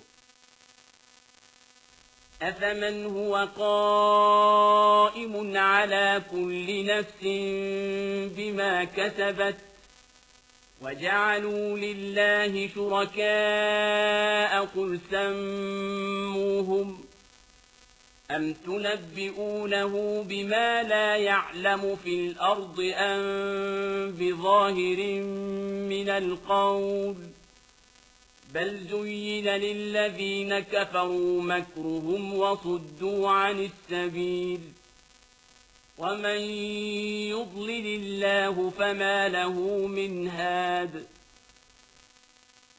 ఏమి ఆయన అల్లహ ప్రతి వ్యక్తి అర్జించే దానిని కనిపెట్టుకుని ఉండేవాడు మరియు లాభనష్టాలు కలుగజేయలేని మీ బూటకపు దైవాలు సరిసమానులా? అయినా వారు అల్లహకు భాగస్వాములు సాటి కల్పిస్తారు. వారితో ఇలా అను, నిజంగానే వారు అల్లహ స్వయంగా నియమించుకున్న భాగస్వాములే అయితే వారి పేర్లను తెలుపండి. లేక భూమిలో ఉన్నట్లు ఆయనకు తెలియని విషయాన్ని మీరు ఆయనకు తెలుపుతున్నారా? లేక మీరు ఇట్లే నోటికి వచ్చినట్లు వాగుతున్నారా? వాస్తవానికి సత్యాన్ని తిరస్కరించిన వారికి వారి కుట్ర ఆకర్షణీయంగా చేయబడుతోంది మరియు వారు రుజుమార్గం నుండి నిరోధించబడ్డారు. మరియు అల్లహ మార్గభ్రష్టత్వంలో వదలిన వానికి సన్మార్గం చూపేవాడు ఎవ్వడూ ఉండడు. لهم عذاب في الحياة الدنيا ولعذاب الآخرة أشق وما لهم من الله من واق.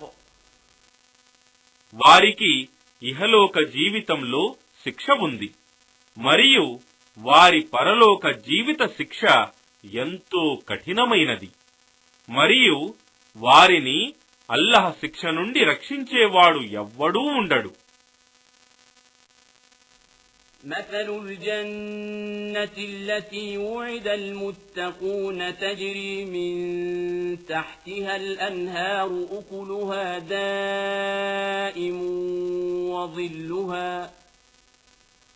تلك عقبى الذين اتقوا وعقبى الكافرين النار. దైవభీతి గలవారికి వాగ్దానం చేయబడిన స్వర్గపు ఉదాహరణ ఇదే.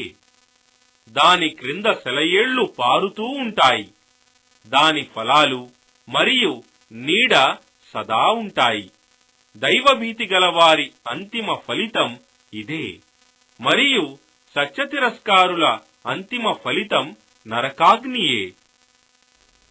والذين آتيناهم الكتاب يفرحون بما أنزل إليك ومن الأحزاب من ينكر بعضه قل إنما أمرت أن أعبد الله ولا أشرك به إليه أدعو وإليه مآب. మరియు ఓ ప్రవక్త, ఎవరికైతే మేము ముందు గ్రంథాన్ని ఇచ్చామో వారు నీపై అవతరింపజేయబడిన దాని ఈ గ్రంథం వలన సంతోషపడుతున్నారు. మరియు వారిలోని కొన్ని వర్గాల వారు దానిలోని కొన్ని విషయాలను తిరస్కరించేవారు కూడా ఉన్నారు. వారితో ఇలా అను, నిశ్చయంగా నేను అల్లహను మాత్రమే ఆరాధించాలని మరియు ఆయనకు సాటి భాగస్వాములను కల్పించరాదని ఆజ్ఞాపించబడ్డాను. నేను మిమ్మల్ని ఆయన వైపునకే ఆహ్వానిస్తున్నాను మరియు గమ్యస్థానం కూడా ఆయన వద్దనే ఉంది. وكذلك أنزلناه حكما عربيا ولئن اتبعت أهواءهم بعدما جاءك من العلم ما لك من الله من ولي ولا واق. మరియు ఈ విధంగా మేము అరబ్బీ భాషలో మా శాసనాన్ని అవతరింపజేశాము. ఇక నీవు ఈ జ్ఞానం వచ్చిన తరువాత కూడా వారి కోరికలను అనుసరిస్తే అల్లహ నుండి నిన్ను రక్షించేవాడుగాని కాపాడేవాడుగాని ఎవ్వడూ ఉండడు. وَلَقَدْ أَرْسَلْنَا رُسُلًا مِّن قَبْلِكَ وَجَعَلْنَا لَهُمْ أَزْوَاجًا وَذُرِّيَّةً وَمَا كَانَ لِرَسُولٍ أَن يَأْتِيَ بِآيَةٍ إِلَّا بِإِذْنِ اللَّهِ لِكُلِّ أَجَلٍ كِتَابٌ.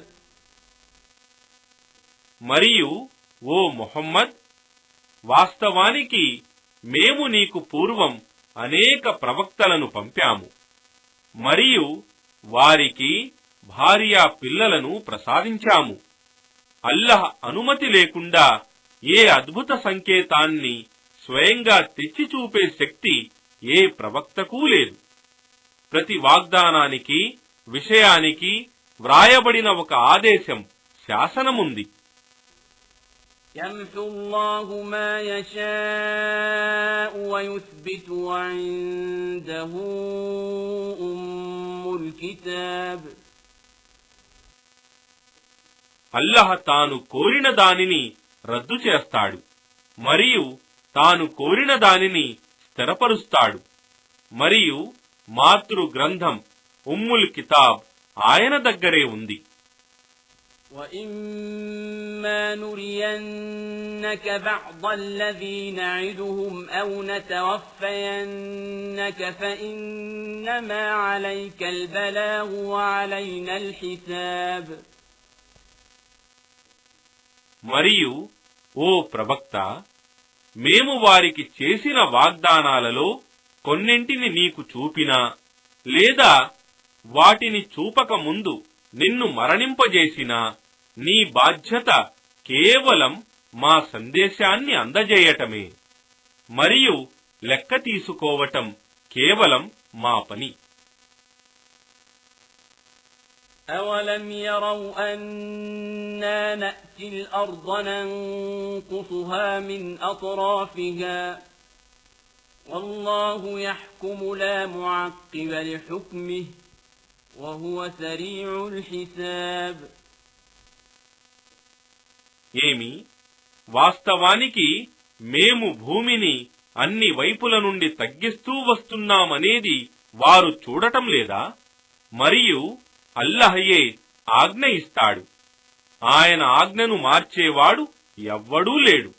మరియు ఆయన లెక్క తీసుకోవటంలో అతి శీఘ్రుడు. وَقَدْ مَكَرَ الَّذِينَ مِن قَبْلِهِمْ فَلِلَّهِ الْمَكْرُ جَمِيعًا يَعْلَمُ مَا تَكْسِبُ كُلُّ نَفْسٍ وَسَيَعْلَمُ الْكُفَّارُ لِمَنْ عُقْبَى الدَّارِ. మరియు వాస్తవానికి వారి పూర్వమున్నవారు కూడా కుట్రలు పన్నారు. కాని కుట్రలన్నీ అల్లహకే చెందినవి. ప్రతి ప్రాణి సంపాదించేది ఆయనకు తెలుసు. మరియు మేలైన అంతిమ పరలోక నివాసం ఎవరిదో సత్యతిరస్కారులు తెలుసుకుంటారు. وَيَقُولُ الَّذِينَ كَفَرُوا لَسْتَ مُرْسَلًا قُلْ كَفَى بِاللَّهِ شَهِيدًا بَيْنِي وَبَيْنَكُمْ وَمَنْ عِندَهُ عِلْمُ الْكِتَابِ. మరియు ఓ ప్రవక్త, సత్యతిరస్కారులు నీతో అంటున్నారు, నీవు సందేశహరుడవు కావు. వారితో అను, నాకు మీకు మధ్య అల్లహ్ సాక్ష్యమే చాలు. మరియు వారి సాక్ష్యం ఎవరికైతే గ్రంథ జ్ఞానముందో. బిస్మిల్లాహిర్ రహ్మానిర్ రహీం. అనంత కరుణామయుడు అపార కరుణా ప్రదాత అయిన అల్లాహ్ పేరుతో. అలిఫ్ లామ్ రా كتاب أنزلناه إليك لتخرج الناس من الظلمات إلى النور بإذن ربهم إلى صراط العزيز الحميد. ألف لام را. ఇది ఒక దివ్య గ్రంథం. దీనిని మేము ప్రజలను వారి ప్రభువు అనుమతితో అంధకారాల నుండి వెలుతురులోకి, సర్వశక్తిమంతుడు సర్వస్తోత్రాలకు అర్హుడైన అల్లహ్ మార్గం వైపునకు తీసుకురావటానికి ఓ ముహమ్మద్ నీపై అవతరింపజేశాము. అల్లాహిల్లజీ లహు మా ఫిస్ సమావాతి వమా ఫిల్ అర్ద్ وويل للكافرين من عذاب شديد. ఆయనే అల్లాహ్ ఆకాశాలలో ఉన్నది మరియు భూమిలో ఉన్నది సర్వము ఆయనకే చెందుతుంది. మరియు సత్యతిరస్కారులకు కఠిన శిక్ష వల్ల తీవ్రమైన దుఃఖం వ్యధ కలుగుతుంది. الذين يستحبون الحياة الدنيا على الآخرة ويصدون عن سبيل الله ويبغونها عوجا أولئك في ضلال بعيد. ఎవరైతే పరలోక జీవితం కంటే ఇహలోక జీవితానికి అధిక ప్రాధాన్యతనిచ్చి ప్రజలను అల్లహ మార్గం నుండి ఆటంకపరుస్తూ దానిని వక్రమైనదిగా చూపగోరుతారో అలాంటి వారే మార్గభ్రష్టత్వంలో చాలా దూరం వెళ్లిపోయినవారు. وما أرسلنا من رسول إلا بلسان قومه ليبين لهم فيضل الله من يشاء ويهدي من يشاء وهو العزيز الحكيم. మరియు మేము ప్రతి ప్రవక్తను అతని జాతి వారి భాషతోనే పంపాము, అతను వారికి స్పష్టంగా బోధించటానికి.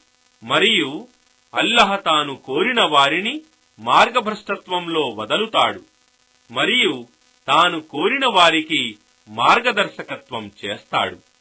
మరియు ఆయన సర్వశక్తిమంతుడు, మహావివేకవంతుడు. وَلَقَدْ أَرْسَلْنَا مُوسَى بِآيَاتِنَا أَنْ أَخْرِجْ قَوْمَكَ مِنَ الظُّلُمَاتِ إِلَى النُّورِ وَذَكِّرْهُم بِأَيَّامِ اللَّهِ إِنَّ فِي ذَلِكَ لَآيَاتٍ لِكُلِّ صَبَّارٍ شَكُورٍ.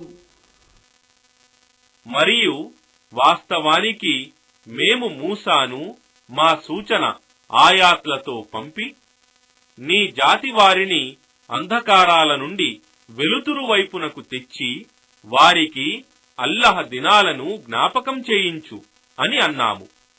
నిశ్చయంగా ఇందులో సహనశీలురకు, కృతజ్ఞులకు ఎన్నో సూచనలున్నాయి. وَإِذْ قَالَ مُوسَى لِقَوْمِهِ اذْكُرُوا نِعْمَةَ اللَّهِ عَلَيْكُمْ إِذْ أَنْجَاكُمْ مِنْ آلِ فِرْعَوْنَ يَسُومُونَكُمْ سُوءَ الْعَذَابِ وَيُذَبِّحُونَ أَبْنَاءَكُمْ وَيَسْتَحْيُونَ نِسَاءَكُمْ وَفِي ذَلِكُمْ بَلَاءٌ مِّن رَّبِّكُمْ عَظِيمٌ.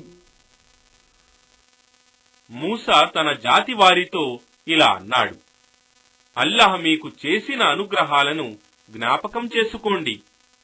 ఆయన మీకు ఫిరౌన్ జాతి వారి నుండి విముక్తి కలిగించాడు. వారు మిమ్మల్ని తీవ్రమైన శిక్షలకు గురి చేస్తూ ఉండేవారు. మీ కుమారులను వధించి మీ కుమార్తెలను, స్త్రీలను బ్రతకనిచ్చేవారు. మరియు అందులో మీకు మీ ప్రభువు తరఫు నుండి ఒక గొప్ప పరీక్ష ఉండింది. وَإِذْ تَأَذَّنَ رَبُّكُمْ لَئِن شَكَرْتُمْ لَأَزِيدَنَّكُمْ وَلَئِن كَفَرْتُمْ إِنَّ عَذَابِي لَشَدِيدٌ. మరియు మీ ప్రభువు ప్రకటించింది జ్ఞాపకం చేసుకోండి. మీరు కృతజ్ఞులైతే నేను మిమ్మల్ని ఎంతో అధికంగా అనుగ్రహిస్తాను. కాని ఒకవేళ మీరు కృతజ్ఞులైతే నిశ్చయంగా నా శిక్ష ఎంతో కఠినమైనది. وقال موسى إن تكفروا أنتم ومن في الأرض جميعا فإن الله لغني حميد. మరియు మూసా ఇలా అన్నాడు, ఒకవేళ మీరు మరియు భూమిలోనున్న వారందరూ సత్యతిరస్కారానికి పాల్పడితే తెలుసుకోండి, నిశ్చయంగా అల్లాహ్ స్వయం సమృద్ధుడు, సర్వస్తోత్రాలకు అర్హుడు. ألم يأتكم نبأ الذين من قبلكم قوم نوح وعاد وثمود والذين من بعدهم لا يعلمهم إلا الله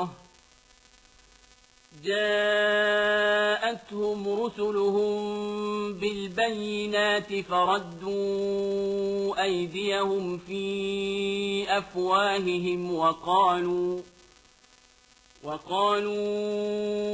إنا كفرنا بما أرسلتم به وإنا لفي شك مما تدعوننا إليه مريب.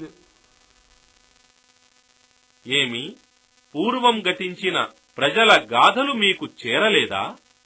నూహ్, ఆద్ మరియు సమూద్ జాతి వారి మరియు వారి తరువాత వచ్చిన వారి గాథలు. వారిని గురించి అల్లాహ్ తప్ప మరెవ్వరూ ఎరుగరు.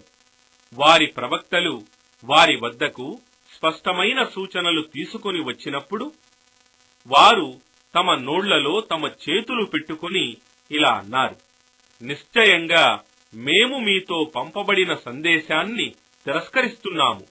మరియు నిశ్చయంగా మీరు దేని వైపునకైతే మమ్మల్ని ఆహ్వానిస్తున్నారో దానిని గురించి మేము ఆందోళన కలిగించేటంత సందేహంలో పడి ఉన్నాము. قالت رسلهم أفي الله شك فاطر السماوات والأرض يدعوكم ليغفر لكم من ذنوبكم ويؤخركم إلى أجل مسمى قالوا إن أنتم إلا بشر مثلنا تريدون أن تصدونا عما كان يعبد آباؤنا فأتونا بسلطان مبين. వారి ప్రవక్తలు వారితో ఇలా అన్నారు, ఏమి ఆకాశాలను మరియు భూమిని సృష్టించిన అల్లాహ్ను గురించి మీకు సందేహముందా?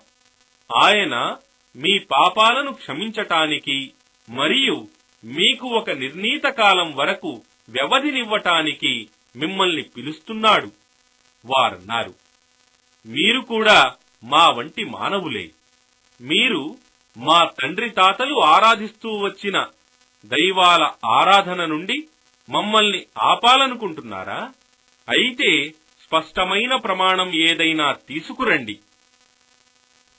قالت لهم رسلهم إن نحن إلا بشر مثلكم ولكن الله يمن على من يشاء من عباده وما كان لنا أن نأتيكم بسلطان إلا بإذن الله وعلى الله فليتوكل المؤمنون.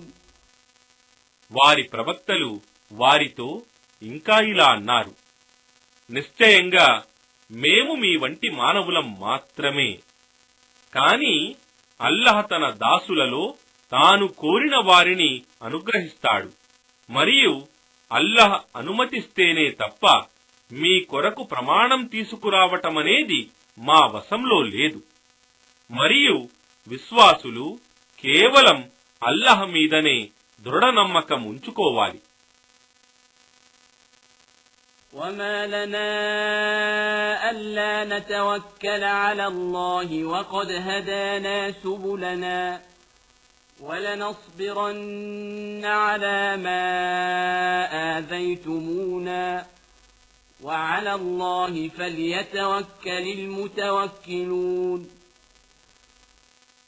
మరియు మేము అల్లాహ్ మీద నమ్మకం ఎందుకు ఉంచుకోరాదు? వాస్తవానికి ఆయనే మాకు సన్మార్గపు దారులను చూపాడు. మరియు మేము నిశ్చయంగా మీరు పెట్టే బాధలను సహనంతో భరిస్తాము. మరియు నమ్మకం గలవారు కేవలం అల్లాహ్ మీదే దృఢ నమ్మకం ఉంచుకోవాలి. وقال الذين كفروا لرسلهم لنخرجنكم من أرضنا أو لتعودن في ملتنا فأوحى إليهم ربهم لنهلكن الظالمين.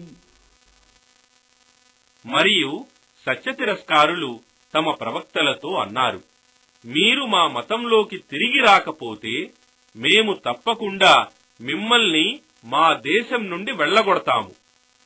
అప్పుడు వారి ప్రభువు వారికి ఇలా దివ్యజ్ఞానం వహీ పంపాడు, మేము ఈ దుర్మార్గులను తప్పక నాశనం చేస్తాము. وَلَنُسْكِنَنَّكُمُ الْأَرْضَ مِنْ بَعْدِهِمْ ذَلِكَ لِمَنْ خَافَ مَقَامِي وَخَافَ وَعِيدِ. మరియు వారి తరువాత ఆ భూమి మీద మిమ్మల్ని నివసింపజేస్తాము. ఇది నా సాన్నిధ్యంలో నిలువటానికి, లెక్క చెప్పటానికి భయపడేవానికి మరియు నా హెచ్చరికకు, శిక్షకు భయపడేవానికి నా వాగ్దానం. واستفتحوا وخاب كل جبار عنيد. మరియు వారు తీర్పు కోరారు. మరియు నిర్దయుడు, సత్యవిరోధి అయిన ప్రతివాడు నాశనమయ్యాడు. من ورائه جهنم ويسقى من ماء صديد. అతని ముందు నరకం అతనికై వేచి ఉంటుంది. మరియు అక్కడ సలసల కాగే చిక్కని చీములాంటి నీరు త్రాగటానికి ఇవ్వబడుతుంది. يتجرعه ولا يكاد يسيغه ويأتيه الموت من كل مكان وما هو بميت ومن ورائه عذاب غليظ. దానిని అతడు గుటకలు గుటకలుగా బలవంతంగా గొంతులోకి దింపటానికి ప్రయత్నిస్తాడు, కాని దానిని మృంగలేడు. అతనికి ప్రతివైపు నుండి మరణం ఆసన్నమవుతుంది, కాని అతడు మరణించలేడు. మరియు అతని ముందు భయంకరమైన శిక్ష వేచి ఉంటుంది. مثل الذين كفروا بربهم أعمالهم كرماد اشتدت به الريح في يوم عاصف لا يقدرون مما كسبوا على شيء ذلك هو الضلال البعيد. తమ ప్రభువును తిరస్కరించిన వారి కర్మలను తుఫాను దినమున పెనుగాలి ఎగురవేసే బూడిదతో పోల్చవచ్చు. వారు తమ కర్మలకు ఎలాంటి ప్రతిఫలం పొందలేరు. ఇదే మార్గభ్రష్టత్వంలో చాలా దూరం పోవటం. ألم تر أن الله خلق السماوات والأرض بالحق إن يشأ يذهبكم ويأت بخلق جديد. ఏమి నిశ్చయంగా అల్లహ్ భూమి ఆకాశాలను సత్యంతో సృష్టించాడని నీకు తెలియదా? ఆయన కోరితే మిమ్మల్ని నశింపజేసి మరొక క్రొత్త సృష్టిని తేగలడు. وما ذلك على الله بعزيز. మరియు అలా చేయటం అల్లహకు కష్టమైన పని కాదు. وبرزوا لله جميعا فقال الضعفاء للذين استكبروا إنا كنا لكم تبعا فهل أنتم مغنون عنا من عذاب الله من شيء قالوا لو هدانا الله لهديناكم سواء علينا أجزعنا أم صبرنا ما لنا من محيص. మరియు వారందరూ అల్లహ ముందు హాజరుపరచబడినప్పుడు ఇహలోకంలో బలహీనులుగా ఉన్నవారు గొప్పవారిగా ఉన్నవారితో అంటారు, వాస్తవానికి ప్రపంచంలో మేము మిమ్మల్ని అనుసరించాము. ఇప్పుడు మీరు మమ్మల్ని అల్లహ శిక్ష నుండి కాపాడటానికి ఏమైనా చేయగలరా? వారంటారు, అల్లహ మాకు సన్మార్గం చూపి ఉంటే మేము మీకు కూడా సన్మార్గం చూపి ఉండేవారం. ఇప్పుడు మనం దుఃఖపడినా లేదా సహనం వహించినా అంతా ఒక్కటే. మనకిప్పుడు తప్పించుకునే మార్గం ఏదీ లేదు. وقال الشيطان لما قضي الأمر إن الله وعدكم وعد الحق ووعدتكم فأخلفتكم وما كان لي عليكم من سلطان إلا أن دعوتكم فاستجبتم لي فلا تلوموني ولوموا أنفسكم ما أنا بمصرخكم وما أنتم بمصرخي إني كفرت بما أشركتمون من قبل إن الظالمين لهم عذاب أليم. మరియు తీర్పు జరిగిన తరువాత శైతాన్ వారితో అంటాడు, నిశ్చయంగా అల్లహ మీకు చేసిన వాగ్దానమే సత్యమైన వాగ్దానం. మరియు నేను మీకు వాగ్దానం చేసి దానిని భంగం చేశాను. మరియు నాకు మీపై ఎలాంటి అధికారం ఉండేది కాదు. నేను కేవలం మిమ్మల్ని ఆహ్వానించాను, మీరు స్వీకరించారు. కావున మీరు నన్ను నిందించకండి, మిమ్మల్ని మీరే నిందించుకోండి. నేను మీకు సహాయం చేయలేను, మరియు మీరు నాకు సహాయం చేయలేరు. ఇంతకు ముందు మీరు నన్ను అల్లహకు సాటిగా కల్పించిన దాన్ని నిశ్చయంగా నేను తిరస్కరిస్తున్నాను. నిశ్చయంగా దుర్మార్గులకు బాధాకరమైన శిక్ష ఉంటుంది.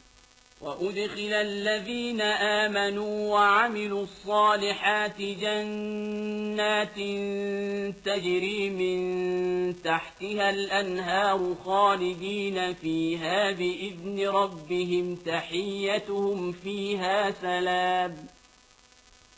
మరియు విశ్వసించి సత్కార్యాలు చేసేవారిని క్రింద కాలువలు ప్రవహించే స్వర్గవనాలలో ప్రవేశింపజేయబడుతుంది. వారి ప్రభువు అనుమతితో వారక్కడ శాశ్వతంగా ఉంటారు. వారితో అక్కడ మీకు శాంతి కలుగుగాక, సలాం అని అనబడుతుంది. ألم تر كيف ضرب الله مثلا كلمة طيبة كشجرة طيبة أصلها ثابت وفرعها في السماء. మంచి మాట కలిమయే తయ్యబ్ను అల్లహ దేనితో పోల్చాడో మీకు తెలియదా? ఒక మేలుజాతి చెట్టుతో. దాని వ్రేళ్లు భూమిలో స్థిరంగా నాటుకుని ఉంటాయి మరియు దాని శాఖలు ఆకాశాన్ని అంటుకుంటున్నట్లుంటాయి. تؤتي أكلها كل حين بإذن ربها ويضرب الله الأمثال للناس لعلهم يتذكرون. తన ప్రభువు ఆజ్ఞతో అది ఎల్లప్పుడూ ఫలాలను ఇస్తూ ఉంటుంది మరియు ప్రజలు జ్ఞాపకముంచుకోవాలని అల్లహ ఈ విధమైన ఉపమానాలు ఇస్తూ ఉంటాడు. وَمَثَلُ كَلِمَةٍ خَبِيثَةٍ كَشَجَرَةٍ خَبِيثَةٍ اجْتُثَّتْ مِنْ فَوْقِ الْأَرْضِ مَا لَهَا مِنْ قَرَارٍ. మరియు చెడ్డ మాటను భూమి నుండి పెళ్లగింపబడిన స్థిరత్వం లేని ఒక చెడ్డ జాతి చెట్టుతో పోల్చవచ్చు. يثبت الله الذين آمنوا بالقول الثابت في الحياة الدنيا وفي الآخرة ويضل الله الظالمين ويفعل الله ما يشاء. విశ్వసించి తమ మాటపై స్థిరంగా ఉన్న వారిని అల్లహ ఇహలోకంలోనూ మరియు పరలోకంలోనూ స్థిరపరుస్తాడు మరియు అల్లహ దుర్మార్గులను మార్గభ్రష్టులుగా చేస్తాడు మరియు అల్లహ తాను కోరినది చేస్తాడు. ألم تر إلى الذين بدلوا نعمة الله كفرا وأحلوا قومهم دار البوار. ఏమి నీవు చూడలేదా, ఎరుగవా?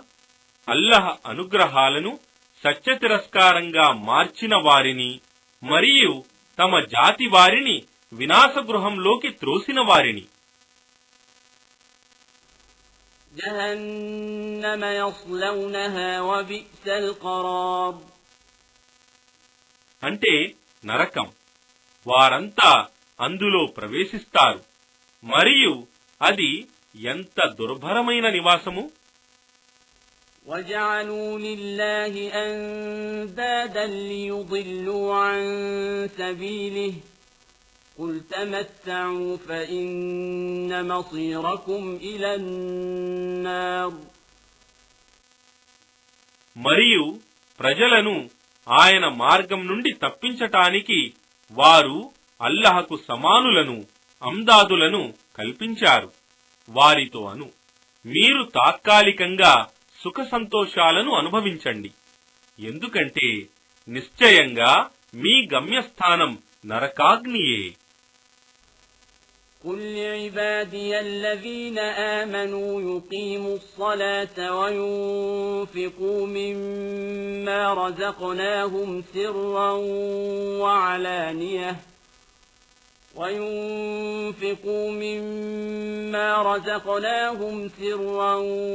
وعلانية من قبل أن يأتي يوم لا بيع فيه ولا خلال.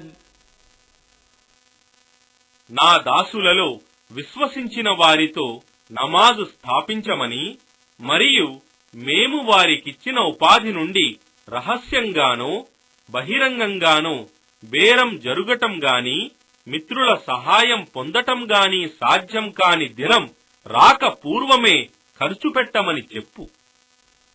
الله الذي خلق السماوات والأرض وأنزل من السماء ماء فأخرج به من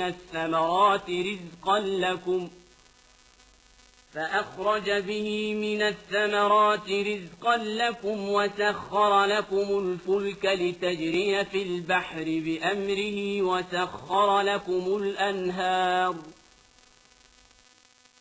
అల్లాహ్ ఆయనే భూమి ఆకాశాలను సృష్టించాడు మరియు ఆకాశం నుండి నీటిని కురిపించి దాని నుండి మీ కొరకు ఆహారంగా ఫలాలను పుట్టించాడు మరియు తన ఆజ్ఞతో ఓడలను మీకు ఉపయుక్తంగా చేసి సముద్రంలో నడిపించాడు మరియు నదులను కూడా మీకు ఉపయుక్తంగా చేశాడు.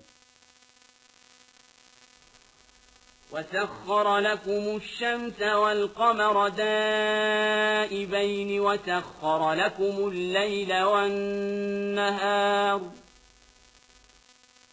మరియు ఎడతెగకుండా నిరంతరం పయనించే సూర్య చంద్రులను మీకు ఉపయుక్తంగా చేశాడు మరియు రాత్రింబవళ్లను కూడా మీకు ఉపయుక్తంగా ఉండేటట్లు చేశాడు. وآتاكم من كل ما سألتموه وإن تعدوا نعمة الله لا تحصوها إن الإنسان لظلوم كفار. మరియు మీరు అడిగినదంతా మీకు ఇచ్చాడు.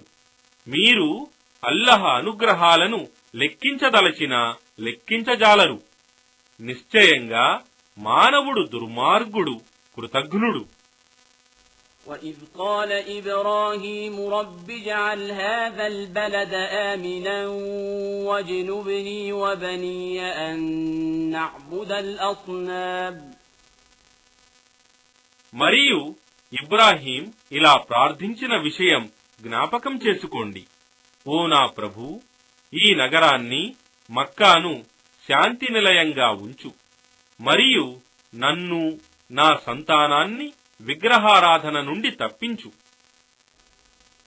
رب إنهن أضللن كثيرا من الناس فمن تبعني فإنه مني ومن عصاني فإنك غفور رحيم.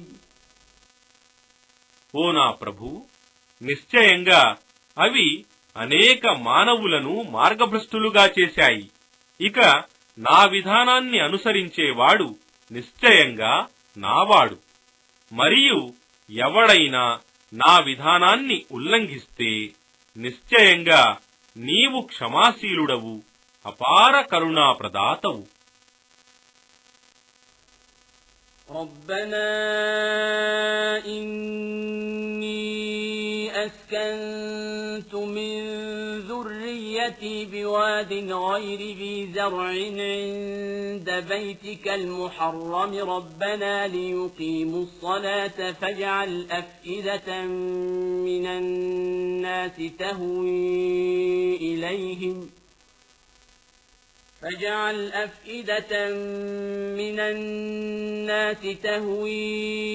إليهم وارزقهم من الثمرات لعلهم يشكرون. ఓ మా ప్రభూ, వాస్తవానికి నేను నా సంతానంలో కొందరిని నీ పవిత్ర గృహం కాబా దగ్గర పైరు పండని ఎండిపోయిన కొండలోయలో నివసింపజేశాను. ఓ మా ప్రభూ, వారిని అక్కడ నమాజు స్థాపించటానికి ఉంచాను.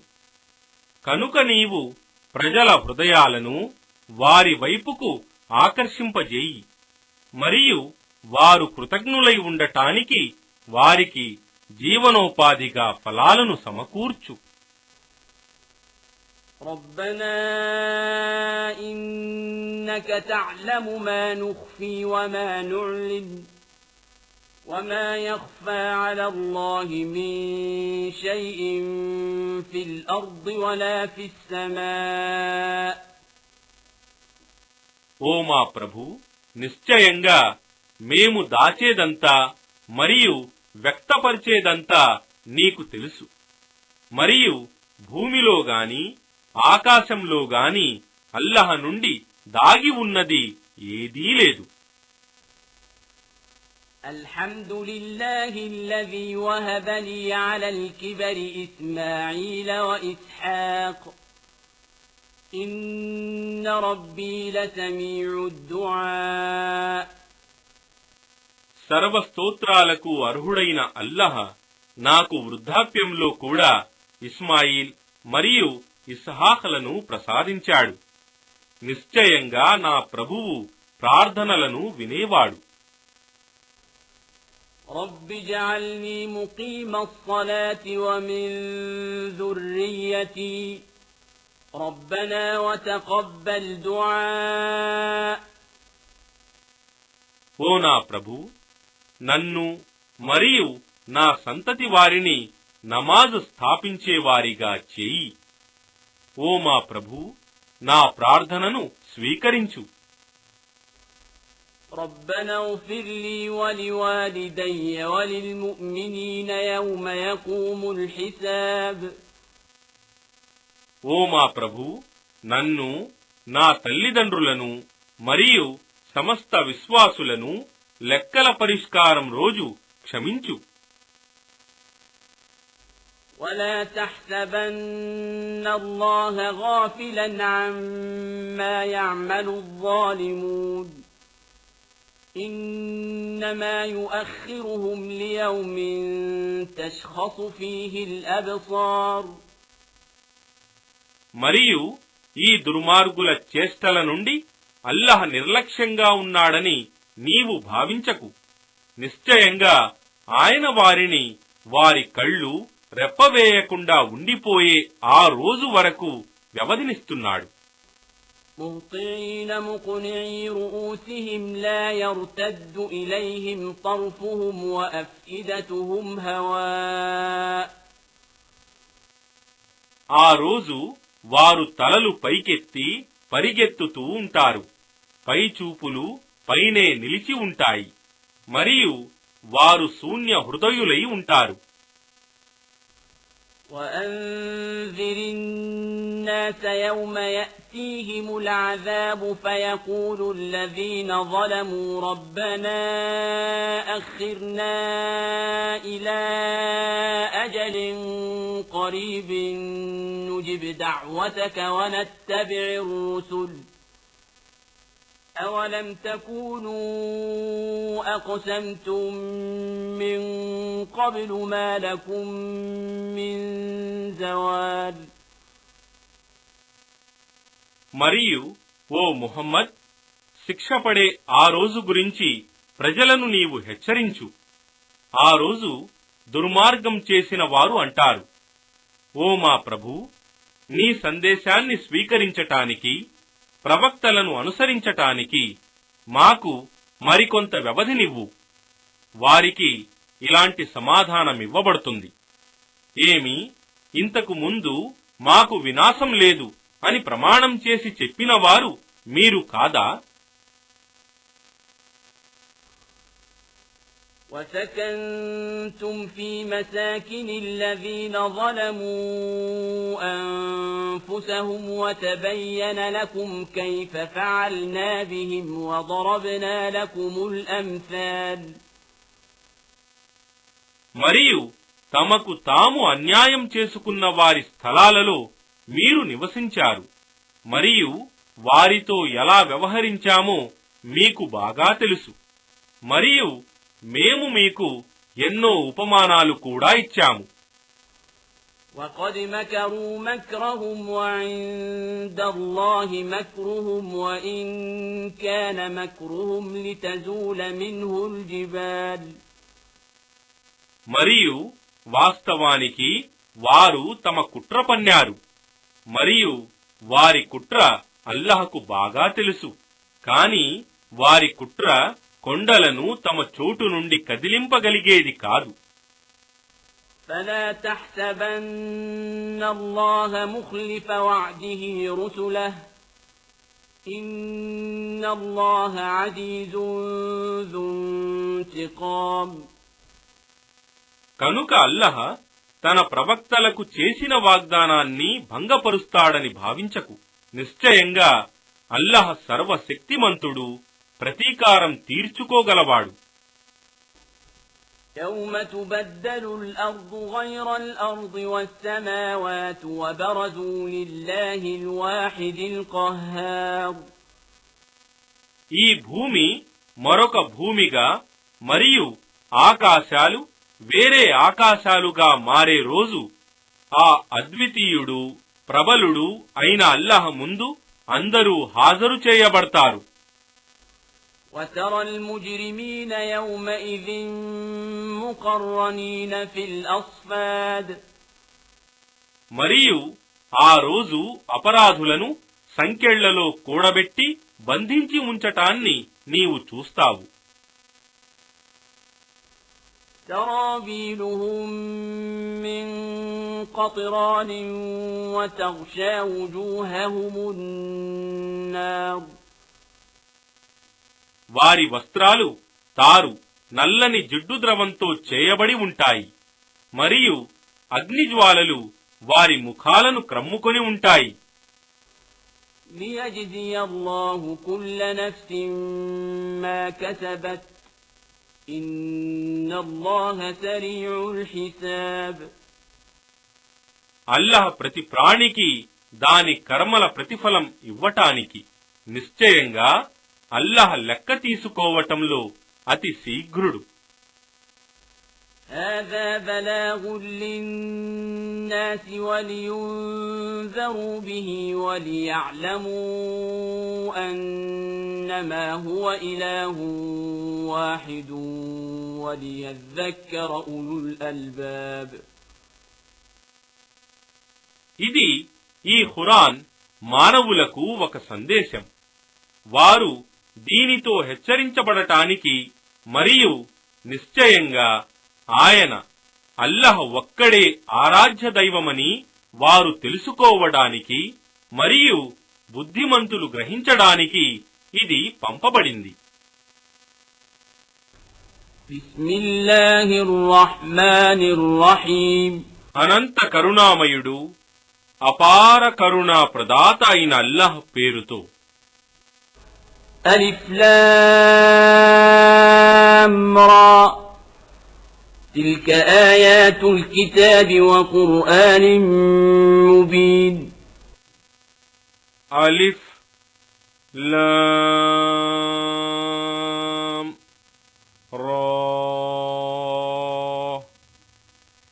ఇవి దివ్య గ్రంథ ఆయతులు మరియు ఇది ఒక స్పష్టమైన ఖురాన్.